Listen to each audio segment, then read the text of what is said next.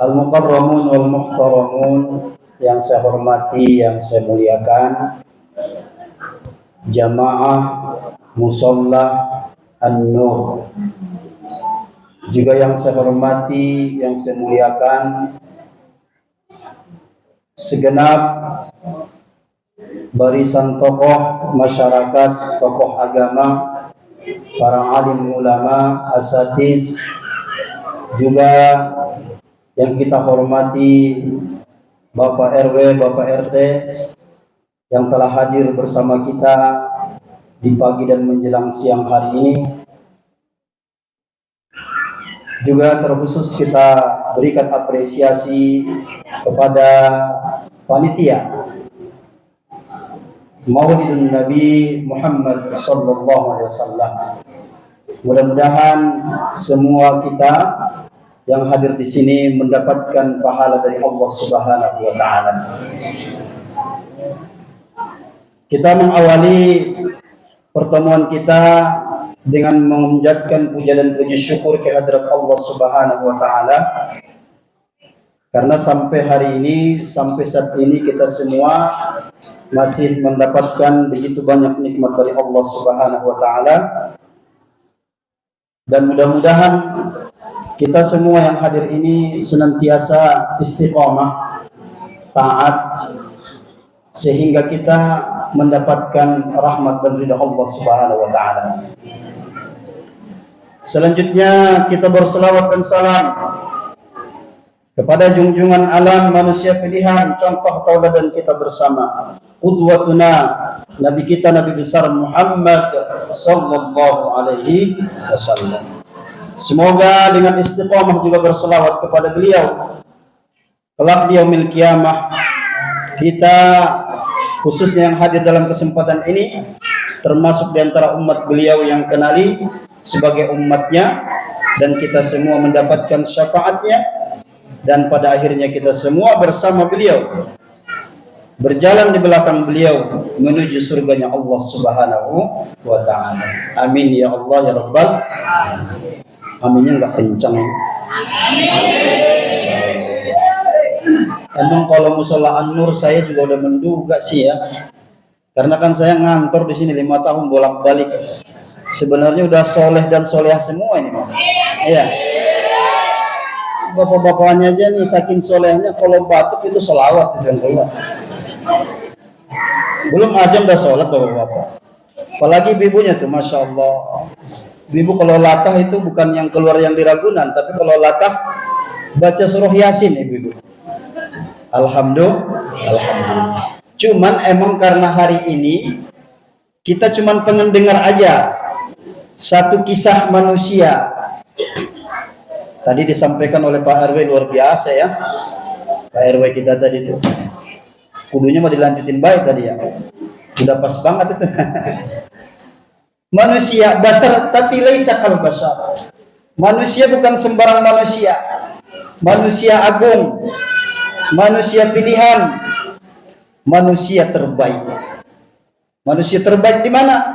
Bukan setingkat RT, bukan setingkat kecamatan, juga bukan setingkat kabupaten dan provinsi, juga bukan setingkat negara.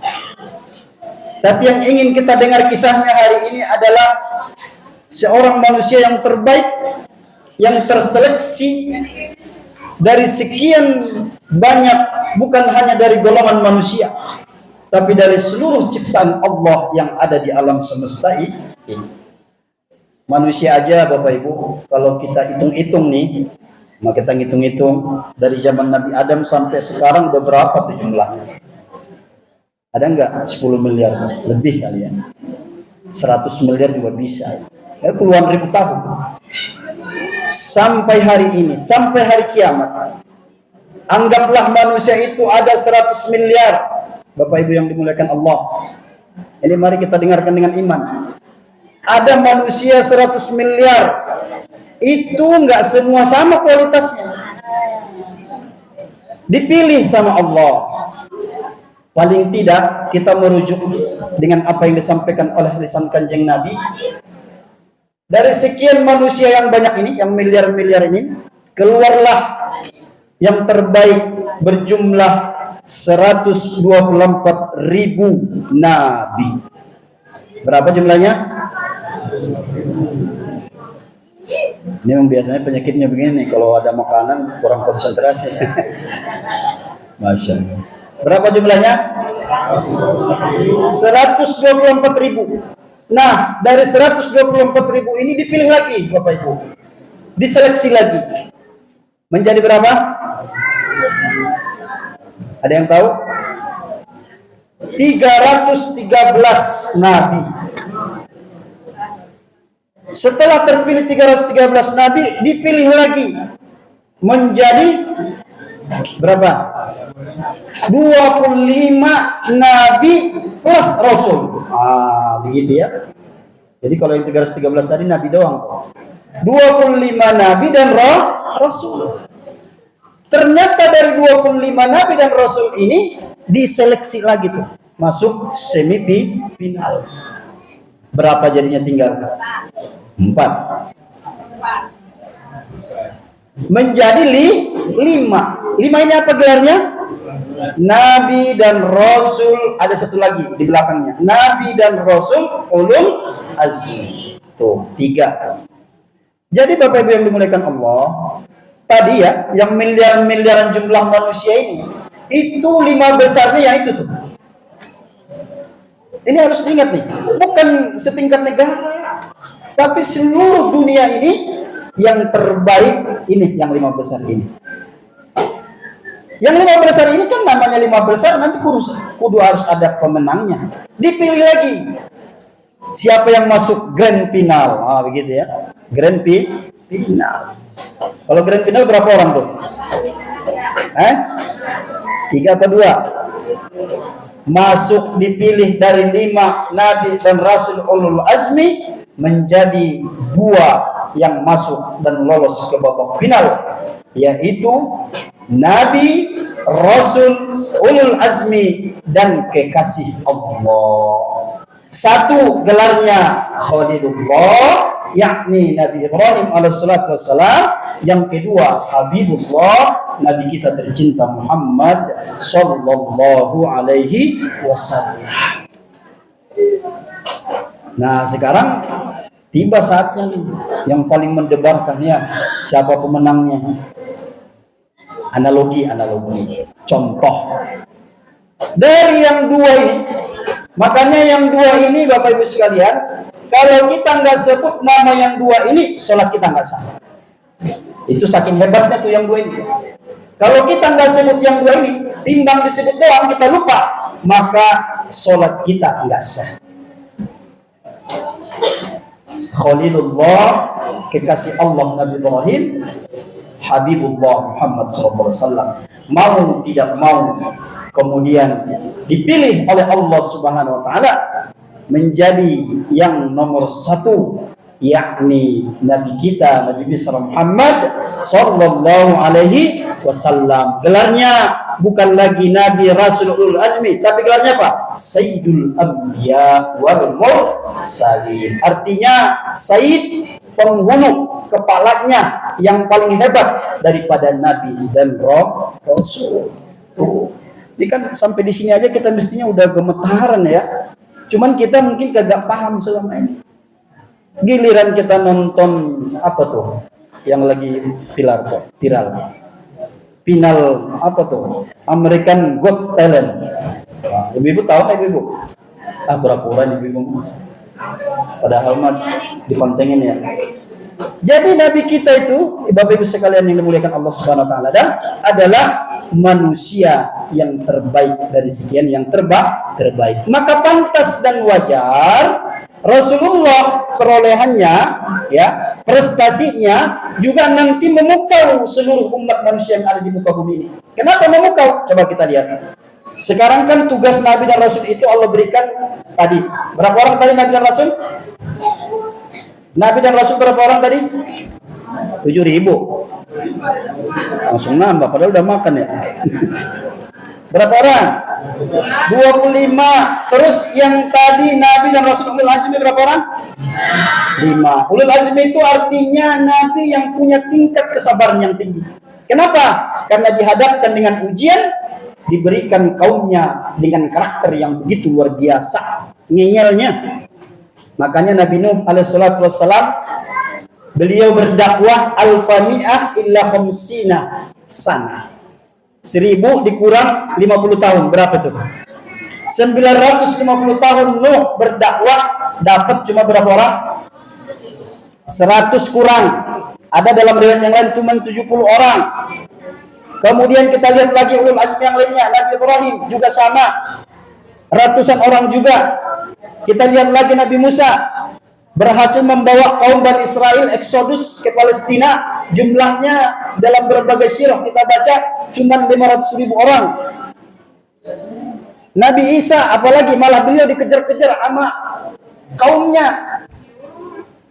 Jadi Nabi Nuh 1000 tahun kurang 50 tahun berdakwah, dapat cuma 100 orang. Nyampe di Rasulullah dengan tugas dan kewajiban yang sama, beliau berhasil merubah karakter kaumnya.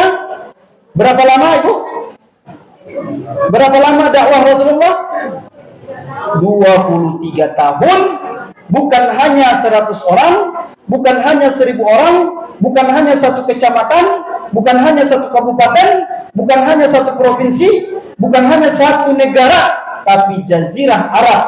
Apalagi nanti diteruskan murid-murid beliau, sahabat-sahabat beliau. Di masa Umar bin Khattab, Islam udah sampai ke Afrika. Sampai ke Afrika Tengah, Afrika Selatan, sampai ke Eropa, sampai ke Asia Tenggara, sampai ke kita hari ini.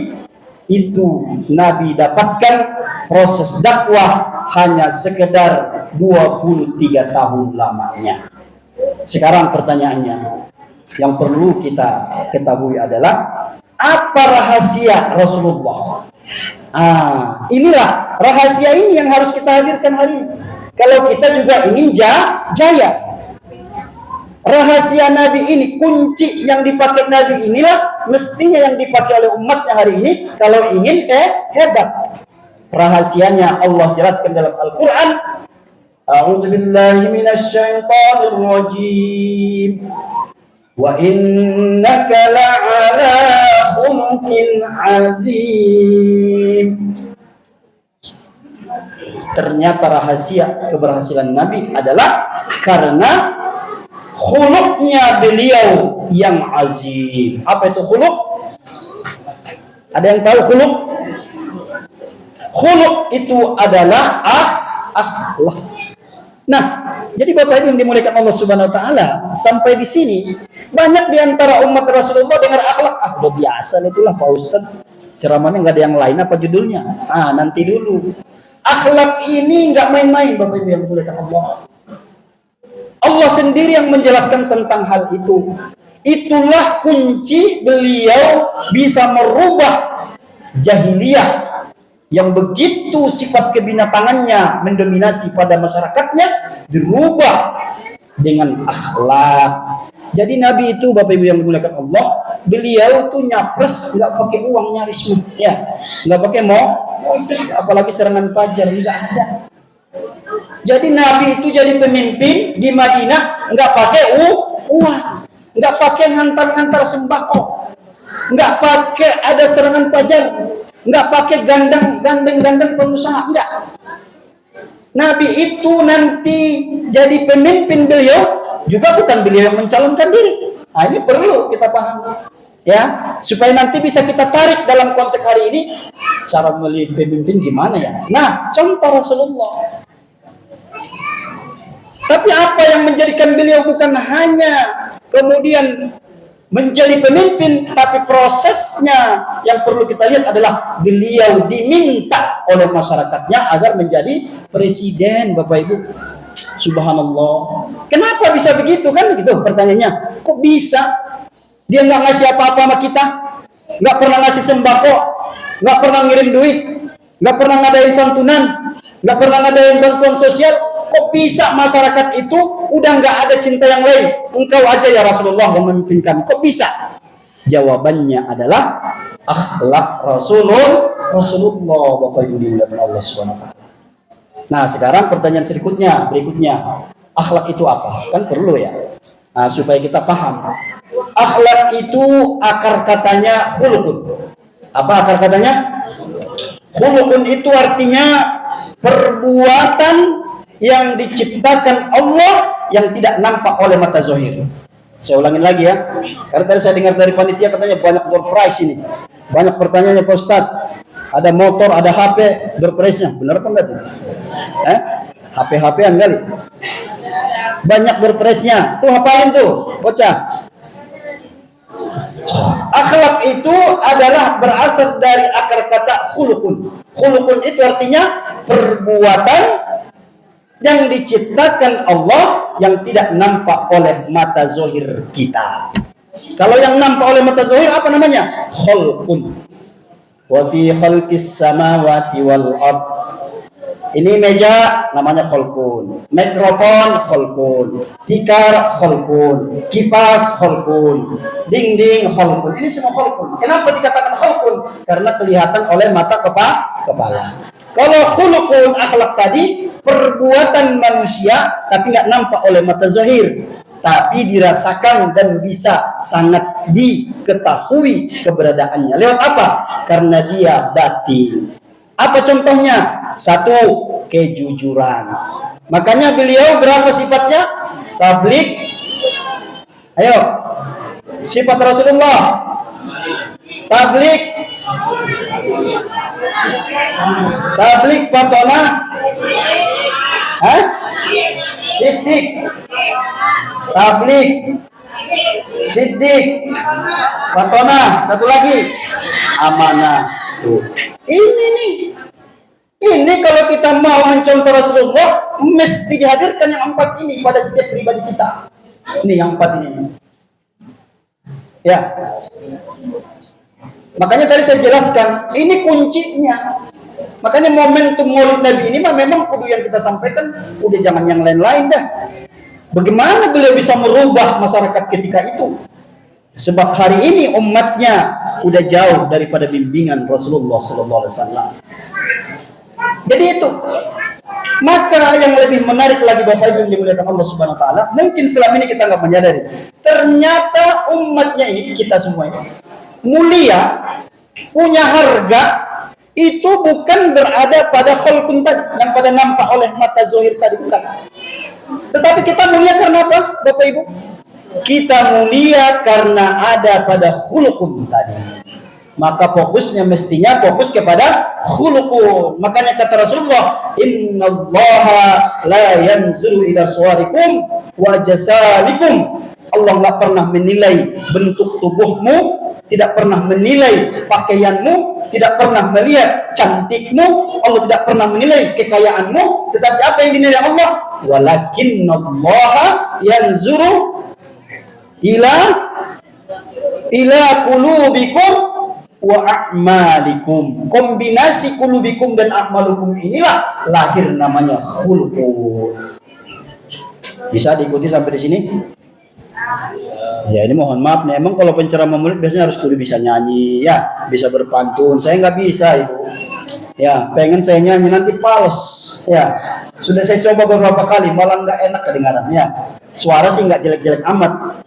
Cuman emang nggak pernah belajar tuh nyanyi. Ya, kan orang mah kalau maulid syaratnya begitu, penceramah maulid kuduknya memang bisa nyanyi, bisa pantun. Ya, saya nggak bisa nih, makanya ya salah sendiri dah undang saya. Jadi oleh karena itu Bapak Ibu yang dimuliakan Allah Subhanahu Wa Taala, ternyata kita punya harga kalau kita mampu menghadirkan khulqun itu pada diri kita, bukan pada khulqun tadi. Makanya kalau kita lihat Bapak Ibu yang dimuliakan Allah Subhanahu Wa Taala, sahabat Nabi dan sahabatnya itu Bapak Ibu yang dimuliakan Allah, kalau kita pengen melihat kepribadian mereka itu, siapalah nih yang paling kaya di sini di antara sahabat ini? Nggak bisa dilihat dari bajunya, Ibu. Nggak bisa.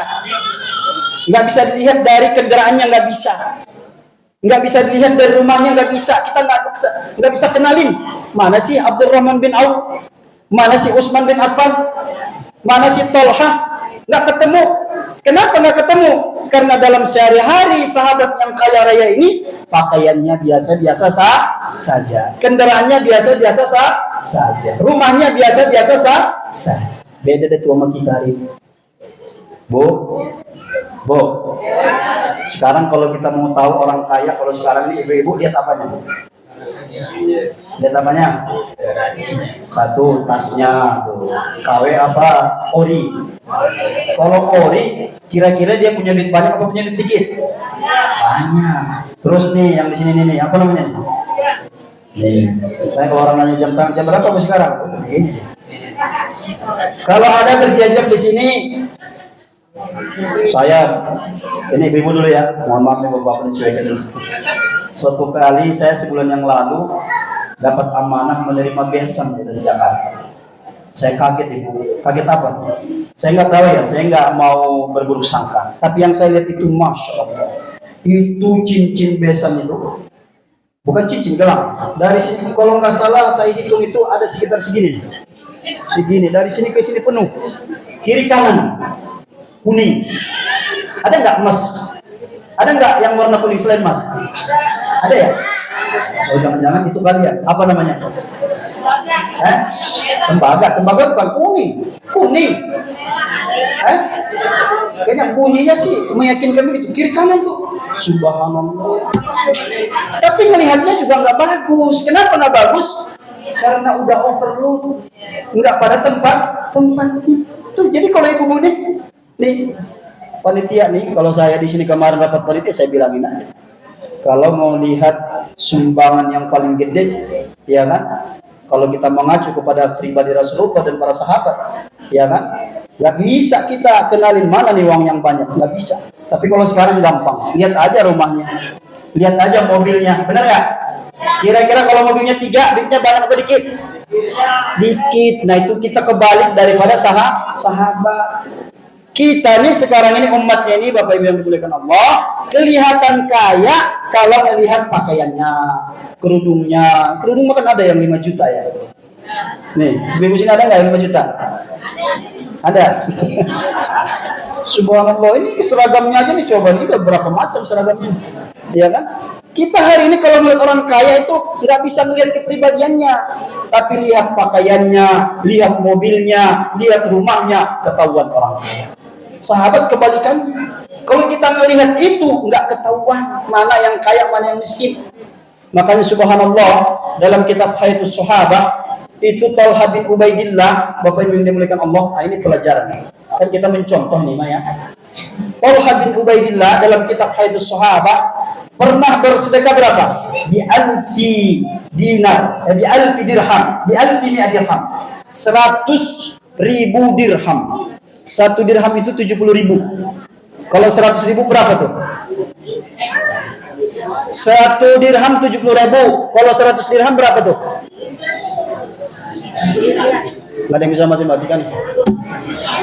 700 juta Bapak Ibu yang dimuliakan Allah. Emang kenapa Pak Ustaz? Talha ini ya dalam kitab Hayatus Sahabah pernah bersedekah 700 juta, tapi dalam waktu yang lain apa kata istrinya? Anjama'tu lahu baina tarafaya saubihi. Talha telat ke masjid sholat berjamaah. Ngapa telat? Karena dia nunggu aku menjahit ujung bajunya yang sobek. Ada begitu? Telat ke masjid karena nungguin istrinya menjahit bajunya yang sobek. Tapi sedekahnya 700 juta. Mimpi hari ini kalau kita ketemu yang begitu. Makanya hari ini mohon maaf Bapak Ibu yang dimuliakan Allah Subhanahu wa taala. Inilah kelemahan kita. Ya memang si panggung Maulid ini nggak mungkin cukup menjelaskan kepribadian beliau. Makanya kata ulama, kalau menjelaskan beliau itu sama dengan kita ingin memeluk gunung. Bisa dipeluk gunung, Ibu? Bisa? Bapak-bapak bisa dipeluk gunung nggak? Jangan tanya bapak-bapak. Gunung tuh nggak bisa dipeluk. Terus gimana caranya agar kita bisa melihat semuanya? Tinggal tunjuk aja. Oh, Gunung Merapi, Gunung Kelur, gunung ini, gunung ini. Itulah kepribadian Rasulullah. Kalau kita mau menghadirkan akhlak Rasulullah 40 menit, dari mana ceritanya? Ya, jadi oleh karena itu, Bapak Ibu yang dimuliakan Allah Subhanahu wa taala, sekali lagi adalah pesannya daripada peringatan Maulid Nabi ini, kalau kita betul-betul cinta kepada Rasulullah, Apa kata beliau? Walau kana hubbuka shadiqan la ata'tahu. Kalau kita benar-benar cinta kepada Rasulullah, tandanya kita ikut sama Rasulullah. Itu tandanya. Jadi cinta bukan hanya sekedar diucapkan I love you, bukan. Tapi cinta itu butuh pembuktian.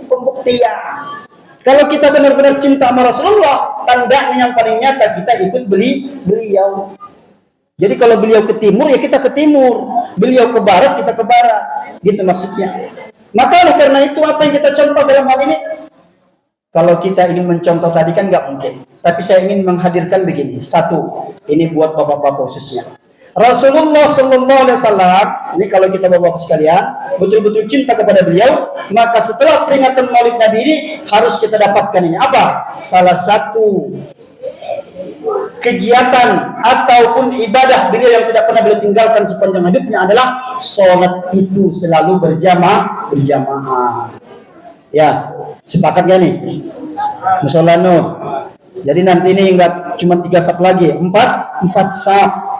Sampai beliau dalam kondisi sakit pun ingin dibawa ke masjid, sholat berjamaah di masjid. Nah ini dulu dah, jangan banyak-banyak. Ya, ini dulu dikelirkan. Kalau ini sudah selesai, insya Allah fajar kemenangan itu akan tiba menghampiri umat Rasulullah ini. Tapi kalau sholatnya juga kita yang laki-laki khususnya nggak mau mencontoh Rasulullah, satu, inkonsisten dengan ucapan kita, kata kita cinta, kita menghabiskan waktu, uang, tenaga memperingati, begitu disampaikan malah kita nggak mau. Nah ini kan nggak benar. Rasulullah SAW selalu sholat berjamaah.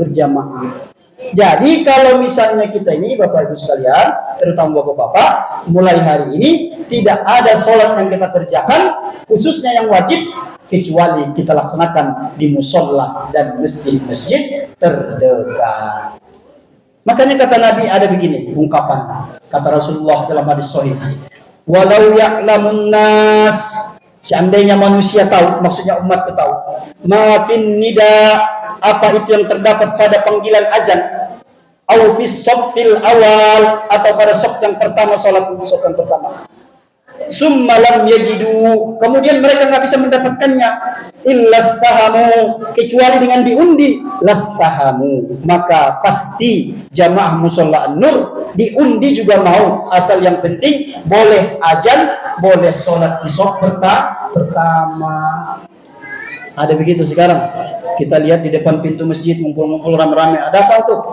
Itu lagi berebut apa? Sekarang mau berebut apa? Hah? Berebut sembako sama bantuan tunai BTL. Ada gitu berebut. Kenapa? Ada apa nih? Ini pada siapa yang duluan yang ngajuin proposal ke DKM? Emang mau apa? Saya kalau bisa Pak DKM minta tolong saya jadi muazzin di Musholla An-Nur. Kenapa? Karena begitulah besarnya pahalanya, kata Rasulullah, lau ya'lamun nas. Orang yang azan itu Bapak-Bapak sekalian, berapa yang sholat itu datang ke musholla ini, dapat dia semua pahalanya. Belum bersaksi rumput, pohon-pohon semua bersaksi nanti di hari kiamat. Ya Allah, dulu waktu di dunia dia memang selalu azan. Tuh. Ini kalau disampaikan Fadilah azan ini, besok Pak Mudir disalib ini misalnya. Iya, berebut. Cuman karena kita nggak tahu. Makanya di mana kita mendapatkan khulukun tadi, Bapak Ibu yang dimuliakan Allah, tidak ada tempat yang lain. Jangan cari-cari di toko. Jangan nyari di online khulukun itu. Di mana dapatnya? Kita hanya mendapatkan khulukun Nabi hanya di sini. Di majelis ilmu. Makanya majelis ilmu ini Masya Allah. Ada namanya kitab Tangkihul Hasis yang penulisnya Syekh An-Nawawi Al-Bantani. Ini penjelasan dari hadis Lubabul Hadis Imam As-Suyuti. Beliau mengutip riwayat begini. Man ta'allama baban minal ilmi, siapa yang menuntut ilmu, satu bab dari ilmu, ya'malu bihi, lalu dia beramal dengan itu, aulam ya'malu bihi, atau belum beramal, kana afdalu min ayyusalliya al-faraka'atin tatawwu'. Kata Syekh An-Nawawi, siapa yang hadir di majelis ilmu itu sama dan lebih baik daripada sholat sunnah 1000 rakaat. Saya ulang lagi, siapa yang hadir di majelis ilmu itu pahalanya lebih besar daripada sholat sunnah 1000 rakaat. Bukan saya yang ngomong. Pernah kita sholat sunnah 1000 rakaat? Pernah Bapak Ibu? Jujur, di mana 1000 rakaat sholat sunnah? Gak bakalan. Ya, paling banyak kita sholat sunnah di mana? Ini tarawih doang kali ya. Ada lagi sholat tarawih? Tarawih juga nih, mohon maaf nih kalau ada 2 musola di sini. Satu 23 rakaat, satu 11 rakaat. Pilih yang mana? 11 atau 23? 11 2 versi. Yang cepat imamnya atau yang lambat? Oh, yang cepat ngaku. Udah 11 nyari yang supirnya yang patas. Kalau bisa nggak pak keren. Iya, rusak semua baju yang dimuliakan Allah SWT. Saya bukan hoak lah, ini mah udah rahasia umum. Saya kan di masjid, emang kebetulan tinggal ya sama sama kita. Kapan saya baca ayat agak panjangan aja, udah ada bisik-bisik tetangga di belakang. Kalau Pak Ustadz Imam susah, nggak mikirin orang lain begitu. Padahal yang dibaca cuman al-waqi'ah separuh, bagi 2 maksudnya. Panjang apa dikit? Panjang ya? Makanya kalau kita di tarawih tuh jarang lah ketemu, kecuali di tempat-tempat tertentu tuh kayak di Temboro, ya 1 malam 1 juz. Kalau di tempat-tempat lain tarawih aja standar, ya standar aja. Kalau ada imam, walaupun kan Qori kadang-kadang imamnya suaranya kan bagus, napasnya panjang, dia imam itu insya Allah jadi korban ibu-ibu. Wah, ini imamnya nih gak benar. Padahal kita cuma di situ doang kita dapat sholat banyak-banyak. Sholat tarawih tadi 23 kita milih 11 mau yang cepat atau yang biasa, milih yang cepat. Hasilnya Bapak Ibu dimuliakan Allah, apa yang dimaksudkan daripada sholat itu agar membentuk karakter dan kepribadian orang yang beriman dan bertakwa nggak pernah dapat kita. Karena salah satu perusak daripada sholat adalah isti'jalun, buru-buru. Nggak boleh. Karena kalau udah buru-buru nggak bisa nih. Apa yang bisa didapatkan? Yang kedua yang merusak sholat, yudafirul ahdasan, menahan 2 hadas. Nggak boleh itu. Apa 2 hadas? Mohon maaf, pengen kencing dan pengen buang angin. Nih aturannya begitu. Kalau kita mau sholat, kalau ada yang 2 ini selesaikan dulu. Ya. Jadi kalau ada orang nggak tahu, nggak pernah belajar, dia udah wudu, kemudian dengar udah azan, udah tinggal mau qomat, itu kira-kira orang yang udah kebelet, mohon maaf, buang angin, dia udah lagi apa ditahan, Pak? Ditahan biasanya. Makanya saya melakukan penelitian, orang kalau sholat, nahan buang angin, itu cirinya ada 2. Satu, itu di berdirinya nggak bisa tetap begini, pasti jalan-jalan begini. Oh, nahan buang angin. Yang kedua, rukuknya putus-putus. Kalau kita nahan, itu mau rukuk putus-putus. Kalau orang biasa kan rukuk biasa, Allah Akbar.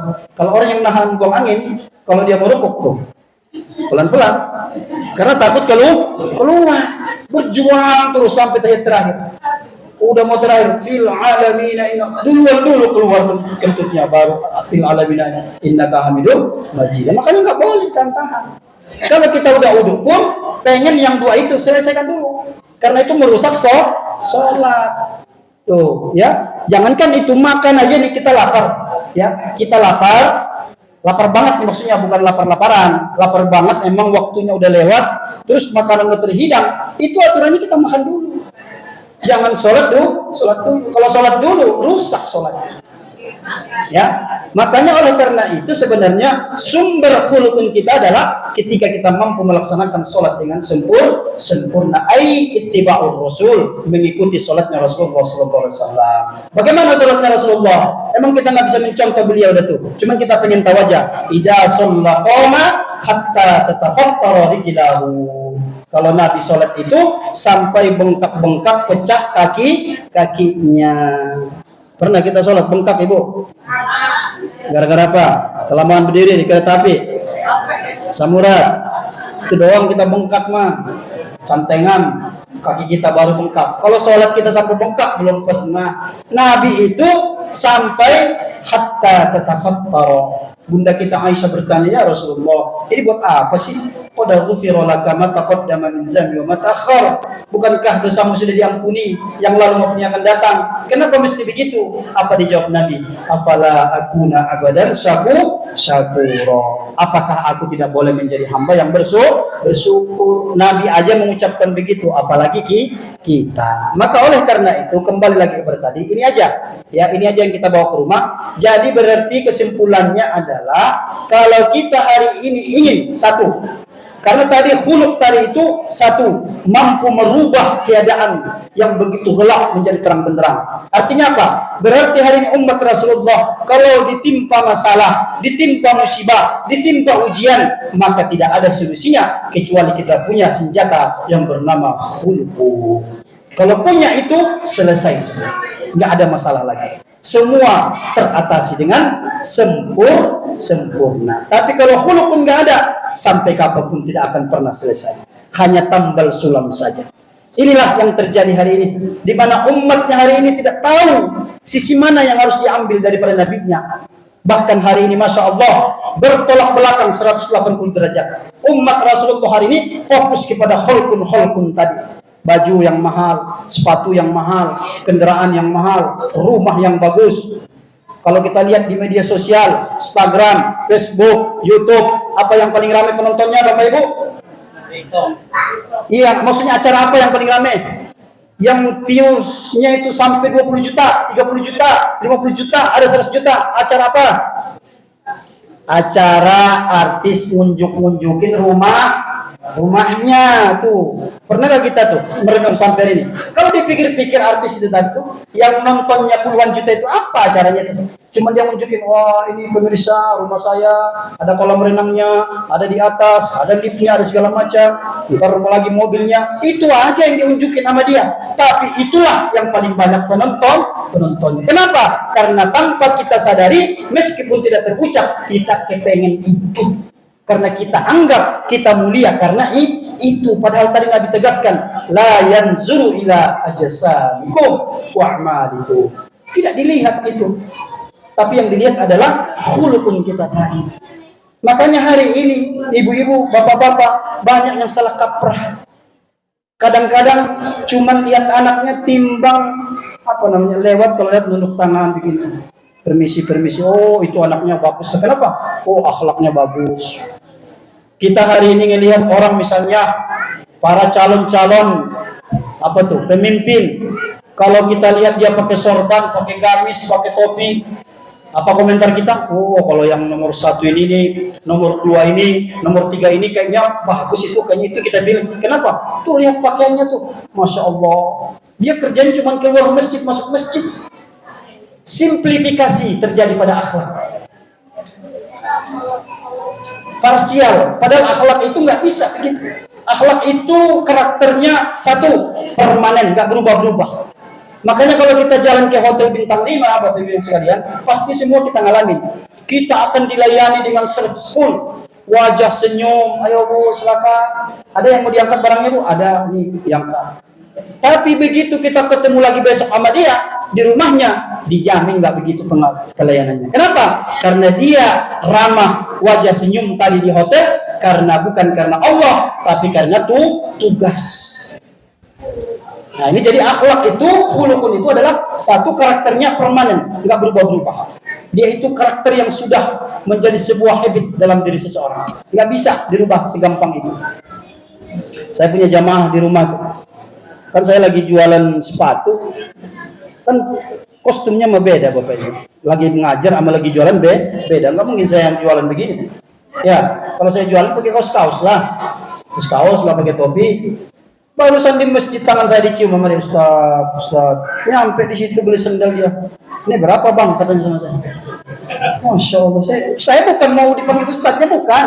Saya cuma melihat itu, sebegitunya lah orang melihat karakter itu. Ini berapa Bang? Katanya. Barusan selesai majelis duha, cium tangan dari Ustaz-Ustaznya Pak Adi. Saya merenung cuman kata orang kan kalau saya cerita, pengen dipanggil Ustaz kalian, enggak, mau ngapain? Orang saya emang stylenya pedagang, cuman maksudnya perubahan itu, kita menilai orang hanya sebatas luarnya saja, itu loh maksudnya. Jadi kalau ini kita pakai standar ini Bapak Ibu dimuliakan Allah, ini modal besar kita. terutama dalam mengurai berbagai masalah kehidupan kita. Itu maksudnya. Oke, kita pulang dari sini nanti ini aja kita pegang.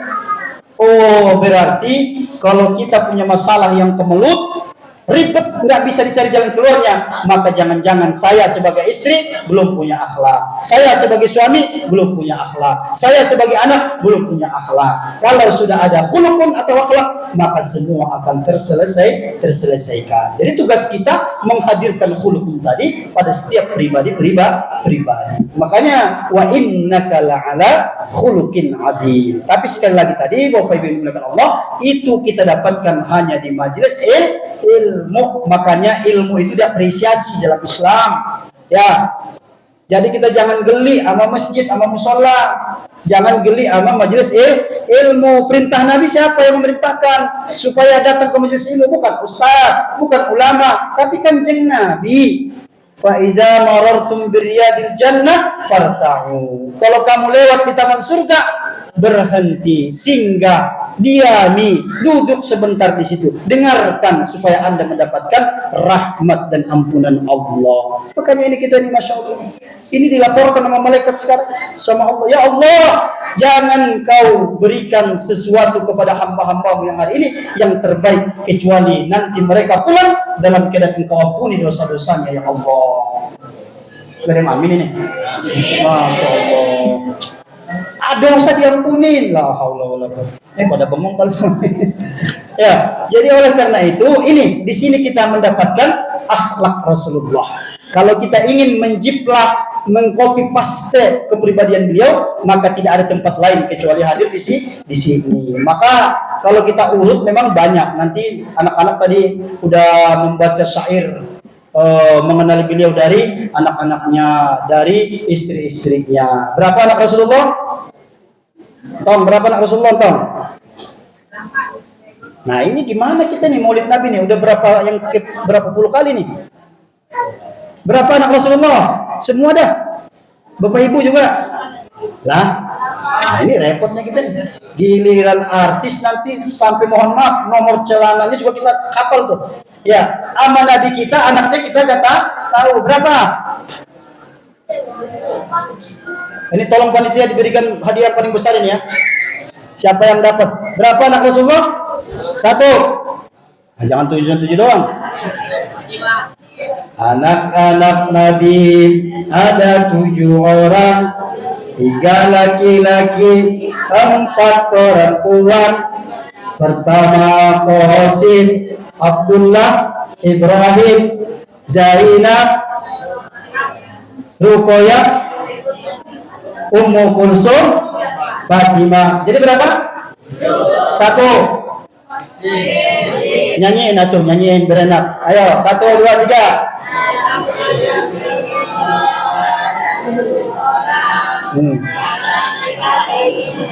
Ini masuk ke dalam suaranya nih. Ulang lagi, yang benar. Anak-anak Nabi 3 laki-laki, pertama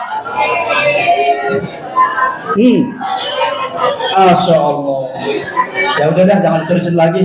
Kita ngapalin anak Nabi dulu ya. Itu jam 12 kurang 15, kelamaan. Itu baik PR-nya ya. Oh jam 11. Oh ya lanjut kan. Ayo ulang lagi. Ini jangan begitu. Atuh malu sama Rasulullah, Ibu, Bapak Ibu. Masya Allah. Ya, malu sama Rasulullah. Ayo kita ulang lagi. Ini yang paling gampang aja udah. Ini cerita kemana-mana kita taunya anaknya juga nggak tahu berapa orang. Ayo 1, 2, 3 rame-rame. Anak-anak Nabi ada 7 orang, 3 laki-laki, 4 perempuan. Pertama Qasim, Abdullah Ibrahim, terus Zainab, Ruqayyah, Ummu Kulsum, Fatimah. Oh, paling ya. Masya Allah. Nah, lagi. Kan ibu udah tadi. Ya. Masya Allah. Jadi oleh karena itu Bapak Ibu yang dimuliakan Allah Subhanahu Wa Taala, kalau kita urut itu dulu kita mengenali beliau, ya, anak-anaknya, istrinya dalam kitab Jauzatul Rasul Syekh Muhammad Mutawalli As-Sa'lawi menyebutkan ada 12 orang. Ada berapa orang? 12 orang istri Nabi. Inilah sunnah perbuatan Nabi yang nggak boleh kita tiru. Bahkan haram dicontoh. Maksudnya 12 yang haram. Terus sampai berapa bolehnya? Yang jawab kok ibu yang jawab. Ini bapak-bapak ragu-ragu semua ini. Bolehnya berapa maksimal? 4. Udah jangan ragu-ragu, nggak apa-apa kan. Kalau memang mampu lahir batin itu gitu. Cuman begini bapak-bapak sekalian, saya ngasih tips nih. Kalau memang ada niat, ya gampang. Dijamin ibu nggak bakal ngelarang, nggak bakal marah, nggak bakal cemburu. Syaratnya cuma 1. Mau tahu bapak-bapak? Dikasih tahu nggak nih? Syaratnya cuma 1, gampang aja, ya. Cari yang 2 kali lipat umur dari istri kita. Kalau si ibu sekarang 50, berarti 2 kali 5, 100. Cari janda yang sedang, dijamin gak marah. Benar ibu? Benar tuh. Kalau 100 tahun gak marah, gak bakal marah. Cuma rusaknya kita sekarang ini emang kapan kita mau ta'addud, mau poligami, mesti nyarinya yang rumput muda. Tuh. Emang salah? Ya nggak salah sih. Ya. Karena nggak ada larangannya, boleh-boleh aja. Cuma saya ngasih tips supaya aman. Tuh, ya Pak Mudin. Ketawa. Oh jauh Pak Ustaz, nggak kepikiran. Maka oleh karena itu Bapak Ibu yang dimuliakan Allah Subhanahu Wa Taala, momentum Maulid Nabi adalah apa kata Allah? Laqad kana lakum fi Rasulillah uswatun hasanah. Tuh, ayo kita telah ayatnya. Laqad, sungguh, kana ada, lakum, kita maksudnya. Fi Rasulillah, pada diri Rasulullah, uswatun hasanah. Artinya apa? Secara ringkas saya sampaikan maknanya. Orang Islam, bahkan seluruh manusia, kudunya meniru itu hanya meniru Rasulullah. Beliau yang terjamin bebas dari salah dan dosa. Kalau kita mah ustadz, ulama boleh diikuti kalau perbuatannya sesuai dengan Nabi. Kalau nggak sesuai nggak boleh. Nah, ini pentingnya. Jadi ustadz, ulama, kiai, orang pinter, apapun itu bisa diikuti, boleh diikuti kalau sesuai dengan Rasulullah. Maka alangkah ruginya hari ini kalau seandainya umatnya yang mengaku mencintainya, walaupun cinta itu tadi butuh pembuktian kan.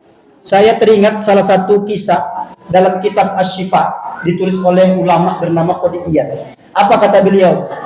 Ada dulu di Madinah pohon kurma. Ini bicara cinta nih, supaya kita bisa mengkonquer kepada diri kita. Kita udah sebesar apa cinta kita. Dulu di Madinah Rasulullah kalau khutbah itu nggak ada mimbar gini. Khutbah beliau selalu bersandar kepada satu pohon yang bernama pohon kurma. Terus sekian tahun. Suatu ketika ada ibu datang, ya Rasulullah, ya, saya boleh nggak bikin mimbar kepadamu ya Rasulullah? Karena supaya engkau ada mimbarnya. Oh gitu, iya. Boleh silakan. Singkat kisah dibikinin sama ibu ini. Mimbar seperti ini. Semenjak mimbar itu ada, kapan Nabi selesai berkhutbah, Nabi nggak lagi bersandar kepada pohon kurma tadi, tetapi bersandar duduk di dalam mimbar. Apa yang terjadi Bapak Ibu yang dimuliakan Allah? Ketika hari Jumat pertama sekali pohon kurma tidak disandari oleh Nabi, apa yang terjadi? Kedengaran suara nangis di masjid. Sahabat bingung, mana nggak ada anak kecil ini? Kalau sekarang kan ada yang nangis kan kelihatan dia anak kecil. Itu di masjid hari Jumat ada suara anak kecil jelas banget kedengaran. Dari mana suara ini? Hanya Rasulullah yang tahu. Maka Nabi atas izin Allah, ini mukjizat Nabi. Dia tahu ternyata yang nangis itu adalah pohon kurma. Kenapa nangis? Rindu disandarin sama Rasulullah. Kangen beliau. Karena baru satu Jumat nggak disandarin, udah rindu, nangis. Terus baru Nabi nyamperin, diusap. Begitu diusap Nabi, diam, hilang suara nangis tadi. Baru dijelaskan sama sahabat. Kamu tahu yang nangis tadi siapa? Itu adalah suara pohon kurma. Apa kata ulama Bapak Ibu? Kalaulah pohon kurma saja dia bisa menangis karena rindu cinta kepada Rasulullah, umatnya kalau hari ini belum pernah menetes air mata kalau disebut namanya cinta kepada beliau, rindu kepada beliau, dipertanyakan cinta kita kepada beliau. Pernah kita nangis ingat beliau? Jujur Bu, jujur. Saya menanya ibu dulu.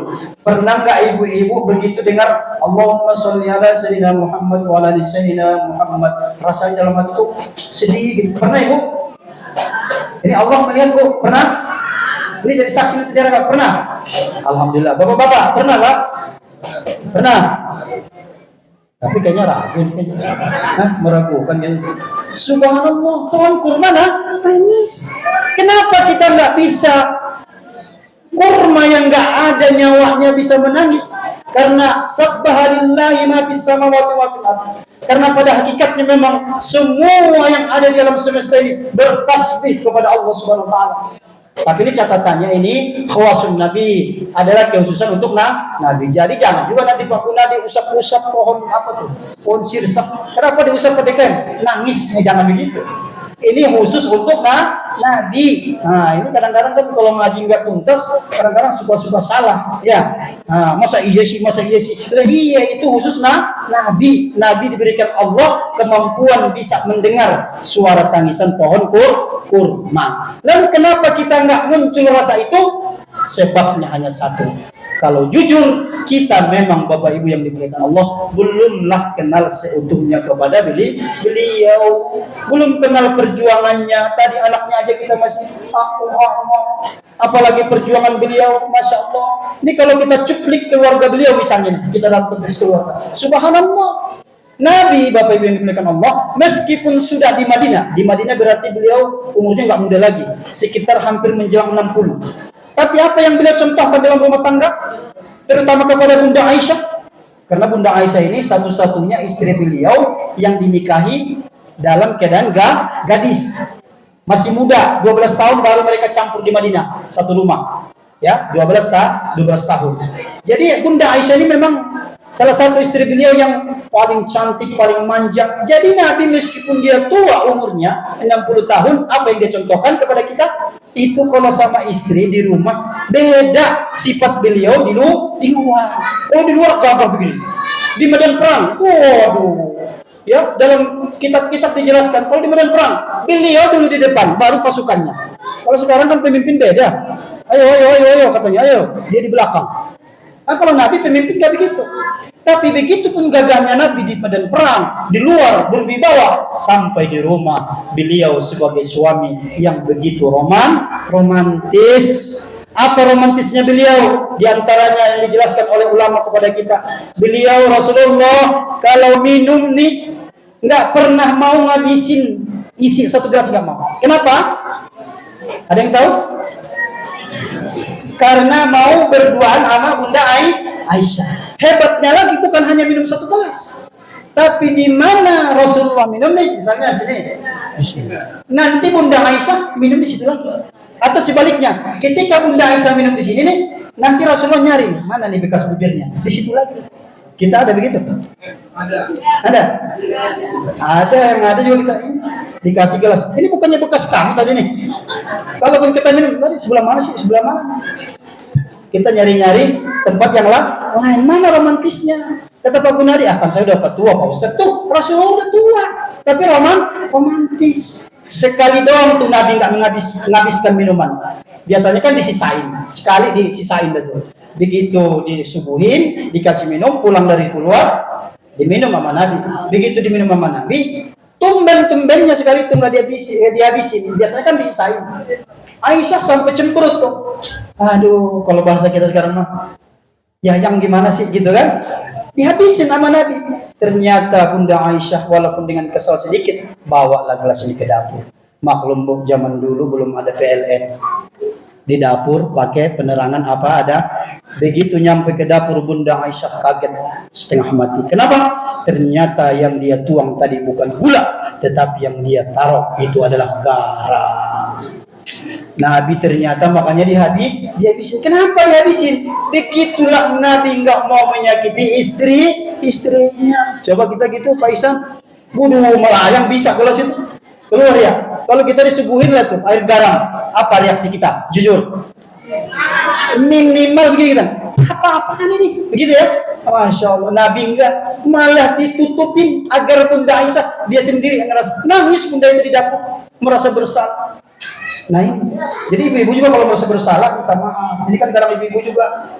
Ibu-ibu ini kelebihan kekurangannya luar biasa. Kelebihannya satu, ibu-ibu kalau merepet kerjaan semakin cepat selesai.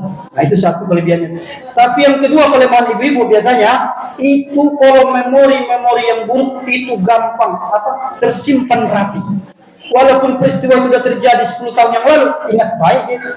Ya, benar nggak? Pernah misalnya kita salah ngomong atau salah sikap. Terus sudah 10 tahun berlalu, diungkap lagi sama dia. Ya Allah ya Rahman, kita aja udah lupain. Tapi kenapa begitu? Karena memang istri karakternya adalah cinta sejati. Benar ya, Bu? Makanya kalau ibu-ibu suaminya meninggal, kebanyakan kalau suaminya meninggal tidak mau nikah lagi. Benar apa benar? Benar apa benar? Nggak mau nikah lagi. Kalau bapak-bapak gimana Pak Ustaz? Nah kita tanya deh tuh. Kalau seandainya istri kita meninggal Pak, kita nikah lagi apa enggak Pak? Nikah lagi katanya. Emang beda sih. Kata pegiat-pegiat feminisme, apaan tuh Islam nggak adil? Kenapa nggak adil? Giliran istri ditinggal mati suami, kagak boleh nikah kalau nggak 4 bulan, nggak adil tuh Islam. Islam paling zalim kepada perempuan. Begitu kata pegiat-pegiat feminisme. Nggak adil tuh Islam. Diserang, dimuat di media-media, dibikin kontennya agar semua terkecoh dan memang banyak yang terpengaruh. Iya ya kata si ibu. Kenapa kalau suami kita meninggal kudu ada iddah, ada jedanya dulu, nunggu 4 bulan 10 hari baru boleh nikah lagi? Ini mana keadilan? Giliran suami istrinya meninggal, hari ini meninggal, besok nikah lagi boleh apa enggak? Boleh. Ini enggak adil. Ya kita jawab, kalau suami istrinya meninggal, jangan kata istrinya udah meninggal, belum meninggal aja boleh kawin. Benar enggak? Belum lagi mati, suami boleh nikah. Kenapa demikian? Nah itu kalau dijelaskan panjang lebar. Tapi artinya celah-celah ini mesti kita punya jawaban Bapak Ibu. Ya, karena nanti kalau kita nggak mampu menjawab, yang buruk Rasulullah Nabi kita tercinta. Ya, jadi ibu-ibu ini masya Allah harus pintar. Kita juga harus pintar bisa memberikan jawaban. Jadi oleh karena itu Bapak yang dimuliakan Allah Subhanahu Wa Taala, ini harus kita hadirkan. Ada surat cinta ini. Jam 11 sudah termasuk saja itu. Udah nih berarti ya? Udah jam 11 sudah termasuk jawab. Ya iya nggak apa-apa. Ya kan tadi kalau jamaah keselamatan kan udah soleh-soleh semua ya. Tinggal mengamalkan. Ilmunya udah banyak, insya Allah. Jadi oleh karena itu kesimpulannya adalah Bapak Ibu yang dimuliakan Allah Subhanahu Wa Taala, saya tarik kesimpulan tadi dari awal sampai sekarang ya. Mudah-mudahan ini bisa kita pahami dan yang terpenting bisa kita amalkan. Satu, hari ini Bapak Ibu yang dimuliakan Allah Subhanahu Wa Taala. Satu, kalau kita cinta kepada Nabi, maka cinta itu diwujudkan dengan mengikuti beliau. Dua, kalau kita cinta kepada Nabi, maka jangan coba-coba cari contoh selain Rasulullah dalam masalah apapun. Masalah rumah tangga, masalah ekonomi, masalah pendidikan anak. Masya Allah, saya Bapak Ibu yang dimuliakan Allah, kebetulan 2-3 tahun terakhir ini praktisi, pelaku langsung, guru ngajar. Prihatin saya melihat anak-anak kita sekarang ini, masya Allah, menangis iya kita. Kenapa menangis? Begitu rusaknya sekarang ini pergaulan anak-anak kita. Karena memang dibina, dididik oleh lingkungan yang rusak sekarang, masya Allah. Jadi ibu-ibu sekarang ini benteng utamanya. Makanya al-ummah darasatul ula. Ibu kalau di rumah berhasil mendidik anak imannya, akhlaknya, masya Allah ibu. Tabarakallah, Allah memberkahi ibu keluarga ibu. Tapi kapan ibu sebagai ibu rumah tangga, madrasatul ula, gagal, maka kacau semua. Nanti kegagalan itu bukan hanya di depan mata kita, tapi terus anak-anak keturunan kita. Tadi saya sebelum di sini ada kirim lewat WA. Di Tasikmalaya itu SMP digebukin habis tuh temannya. Ya, dibully apa dikebukin? Apa bedanya? Tapi digamparin sama dia. Oh, itu dibully namanya. Itu dibully. Ya, ditendang. Sebelumnya ada di Sukabumi, itu masih SD. Kalau yang tadi SMP, ini SD. Di Sukabumi tawuran SD, korbannya meninggal dunia. Nauzubillah. Kenapa anak-anak yang masih kecil itu sekejam itu, Bapak Ibu? Pernah kita tanya ini? Itu kan anak-anak kita juga, ya. Kenapa terjadi seperti ini? Nggak usah di zaman Pak Gunadi, nggak usah di zaman Pak Ihsan. Di zaman saya aja, yang namanya sama guru, takut, segan. Saya pulang dari sungai, ketemu sama guru SD saya, nggak berani saya papasan. Malu, takut. Kita minggir dulu, minimal ngumpet dulu, baru guru kita lewat. Sekarang Masya Allah, anak-anak SD, kalau kita suruh belajar, galakkan dia. Bapak tuh yang belajar, katanya. Masya Allah. Ini luar biasa. Ini sekarang anak-anak kita ini dipaksa cepat dewasa. Ya, semua pintunya itu harus kita tutup. Apa pintunya? Handphone, Ibu. Tuh, ini harus tegas. Ya, Ibu kalau sayang sama anak-anak ini, jangan lagi kasih handphone. Nah, cuman kalau dibilang begini, pasti dalam hati, nah itu kan kata Pak Ustadz. Tapi kenyataannya, apa bisa? Apa iya? Makanya bocah 5 tahun nangis, kasih handphone. Diam, antem. Ibunya bilang, udah dah, berarti besok-besok gua nggak repot, kapan nangis gua kasih aja HP. Kasih HP. Makanya anak-anak kita sekarang juga tuh Masya Allah, banyak omongan-omongan mereka tidak menduga dia bisa ngomong begitu. Itu pintunya adalah lewat handphone. Maksudnya begini Bapak Ibu sekalian, ya memang nggak bisa kita semua menjangkau dunia ini. Paling tidak kita yang mendengarkan nasihat ini, mulai saat ini atas dasar cinta kepada Rasulullah dan kepada anak kita, maka tutup pintu. Minimal dikontrol. Apalagi anak sudah SMP, apalagi sudah SMA, kasih HP, di rumah ada WiFi, ada kamarnya sendiri, kuncinya di pintu, tutup pintunya ditutup, terus nggak ada kamera. Apa yang dikerjain di situ? Sekarang lewat handphone bisa berkomunikasi, bisa melihat apa aja.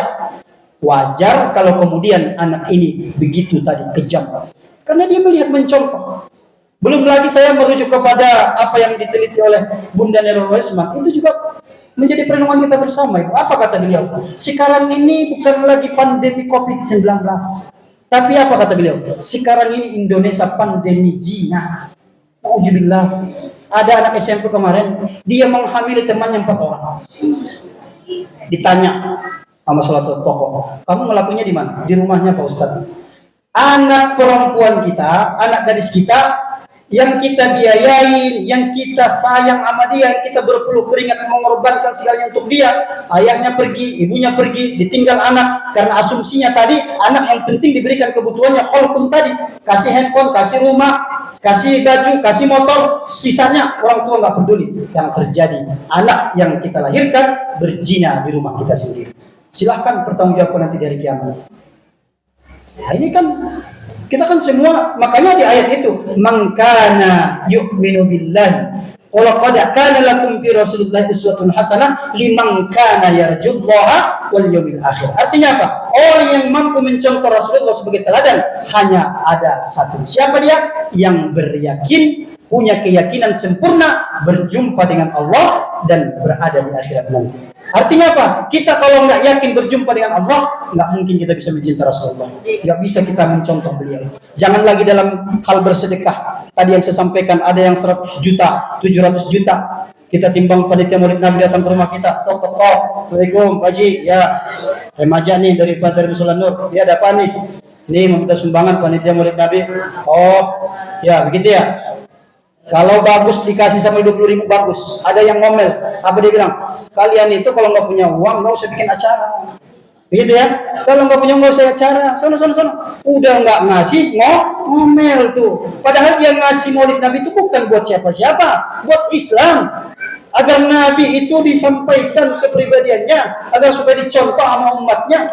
Maka oleh karena itu tadi ya Ibu ya sekalian ya, jangan sampai nauzubillah. Jadi fokus kita adalah baik pada diri kita, suami kita, terutama anak-anak kita adalah menginstal khuluqun tadi, akhlak tadi ya. Kebutuhan utama mereka yang mesti kita penuhi adalah kebutuhan akhlaknya, dan itu pemeran utamanya adalah ibu-ibu yang ada di rumah. Dengan bekal ilmu yang ibu dapatkan di Masjid Salim, amalkanlah itu ibu. ajarkan anak-anak kita, didik imannya, didik akhlaknya, sehingga ketika dia sekolah, dia merasa selalu diawasi oleh Allah Subhanahu wa taala. Barulah berhasil ibu. Kalau si bapak sih harus ikut nggak berkontribusi dalam pendidikan anak, wajib. Tapi kan si suami cari nafkah gitu. Yang banyak itu di rumah anak sama ibu, maka tanggung jawabnya di ibu. Makanya kalau saya jelaskan lagi nih, kalau nggak ada surat ini, ada lagi jenis orang tua yang durhaka. Nauzubillah, mudah-mudahan jauh dari kita. Tapi oleh karena itu adalah kejaran target kita adalah bagaimana menginstal akhlak ini, atau bahasa sederhananya bagaimana mendapatkan akhlak Nabi ini dan kita ambil buat diri kita, buat istri kita, buat anak kita, tetangga kita, handai tolan kita, sehingga pada akhirnya nanti keluarga-keluarga yang punya akhlak Rasulullah, lahirlah masyarakat yang berakhlak Rasulullah. Dari masyarakat yang berakhlak Rasulullah, maka memberikan kontribusi untuk bangsa dan negara yang berakhlak Rasulullah. Dan pada akhirnya apa yang menjadi doa kita selama ini, Rabbana berikan kami ya Allah baldatun thayyibatun wa rabbun ghafur, negara yang aman, tentram, aman, betul-betul Allah berjabah. Lewat apa? Lewat keberhasilan memberikan, memasukkan akhlak pada setiap diri kita masing-masing. Setuju? Sepakat? Mudah-mudahan Allah mudahkan kita mengamalkan. Ya, amin ya Allah ya Rabbal alamin.